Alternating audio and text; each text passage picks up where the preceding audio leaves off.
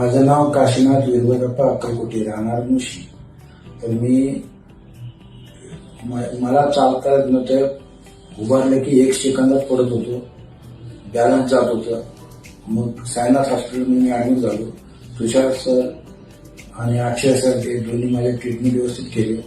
मला ऑपरेशन केलं.